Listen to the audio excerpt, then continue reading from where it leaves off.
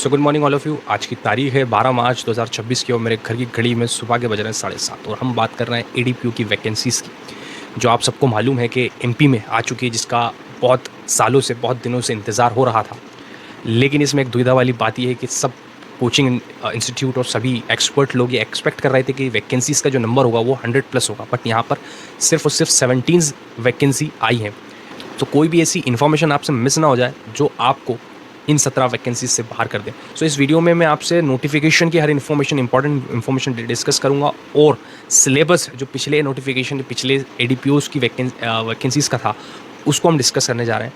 सो जो नोटिफिकेशन वो आया है 3/2026, 10/3/2026 को नोटिफिकेशन आया है। इसकी जो डेट्स हुई भरने की, जो डेट्स बताई है, वो आवेदन की स्टार्टिंग जो डेट है 9/4/2026 से 8/5/2026 तक ये रहेगी, यानी अप्रैल के मंथ में, अप्रैल मई के मंथ में आप एडीपीओ के ऑनलाइन फॉर्म फिल कर सकते हैं। लेकिन अगर आप मिस कर देते हैं किसी कारणवश, तो मई में 9 मई से 15 मई तक 3,000 रुपये के साथ और 16/5 से 23/5 25,000 रुपये तक के साथ आप ऑनलाइन फॉर्म फिल कर सकते हैं। 1 जनवरी 2027 को आपकी जो आयु है वो गणना की जा सकती है 10वीं के मार्कशीट के बेस पे, बेसिकली 21 से 40 की है। तो इसमें जो पात्रता का नोटिफिकेशन, पात्रता की जो क्वालिफिकेशंस दी हुई हैं, वो किसी भी विश्वविद्यालय से आपने विधि की उपाधि या ग्रेजुएशन किया हुआ हो, 2 वर्ष पूर्ण करने वाले विद्यार्थियों को, अर्थ वाले व्यक्तियों को डिज़ायरेबल क्वालिफिकेशंस में इन्होंने 2 साल का क्वालिफिकेशन, 2 साल का एक्सपीरियंस को इन्होंने ऐड किया हुआ है। तो 2 साल जिनका एक्सपीरियंस हो चुका है, उनको डिज़ायरेबल कैंडिडेट एक एमपीपीएससी कैंडिडेट जो कराता है एग्जाम, वो मानता है।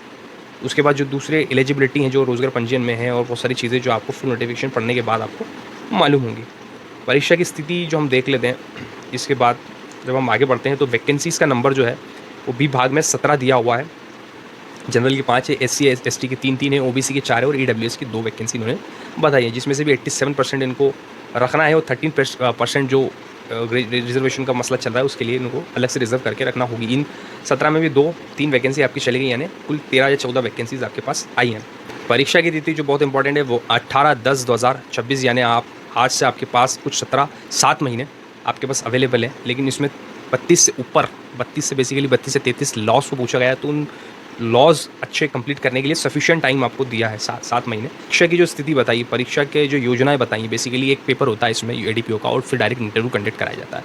लेकिन इसमें परीक्षा का अभी योजना नहीं आई है और ना ही सिलेबस को उन्होंने डिस्क्लोज किया है। तो पुराना जो सिलेबस है उस पर ही डिपेंड करते हैं अपने लिए। 500 रुपये इसका फ़ीस का रहेगा। अगर एमपी से आप ताल्लुक़ रखते हैं तो 250 रुपये आपको फ़ीस अदा करनी है। मेरे पास जो पुराना सिलेबस जो एडीपीओ का है उस पर हम एक नज़र मार लेते हैं, उसमें क्या क्या अवेलेबल चीज़ें हैं। इसलिए 2 भागों में पेपर होता है, एक जनरल पेपर होता है और दूसरा लॉ से रिलेटेड सब्जेक्ट्स पूछे जाते हैं। तो फर्स्ट जो पेपर होता है जनरल वाला होता है, उसमें हिस्ट्री, कल्चर, लिटरेचर एमपी का पूछा जाएगा, ज्योग्राफी ऑफ मध्य प्रदेश आनी चाहिए, politics and economy of Madhya Pradesh आना चाहिए, जिसका स्पेसिफिक सब्जेक्ट भी, स्पेसिफिक गाइड भी हम इस आगे वीडियो में बनाने वाले हैं। लेकिन स्पेसिफिक भी इन्होंने टॉपिक्स कुछ दिए हैं, वही टॉपिक को कवर कीजिए, दूसरे कोई भी टॉपिक्स को नहीं उठाइए।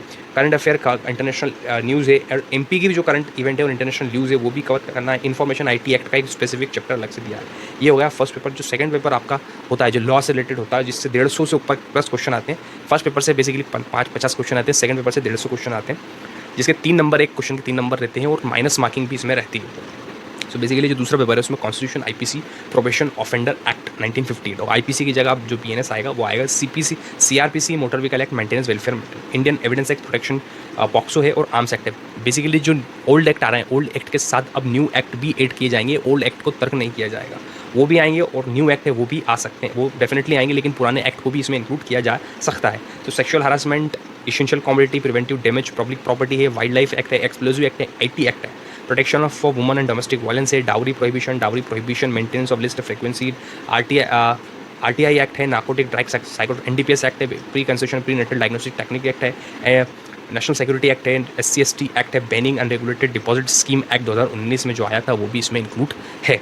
उसके बाद फिर प्रिवेंटिव करप्शन है, जुवेनाइल है, फूड सेफ्टी स्टैंडर्ड है, मध्य प्रदेश एक्सरसाइज एक्ट है, Madhya Pradesh state security act है, मध्य प्रदेश लोक सेवाओं का प्रदान की गारंटी अधिनियम है, मध्य प्रदेश गोवंश प्रतिषिध अधिनियम 2000, मध्य प्रदेश गोवंश प्रतिषिध अधिनियम 2004 है, मध्य प्रदेश विशेष न्यायालय अधिनियम 2011 है। तो बेसिकली 33 लॉस इसमें इंक्लूड है। एडीपीओ की वैकेंसीज डेफिनेटली कम है, but you must compete because it has sufficient time, so you start preparing for it. और जो भी इसमें अर्ली अपडेट्स की रिक्वायरमेंट आएगी और जो भी इन्फॉर्मेशन एमपीपीएससी के द्वारा बच्चों को दी जाएगी वो हमारे थ्रू आप तक पहुँचे जल्द से जल्द, ये हमारी कामना है। And that is from all from my side and that is to see you tomorrow.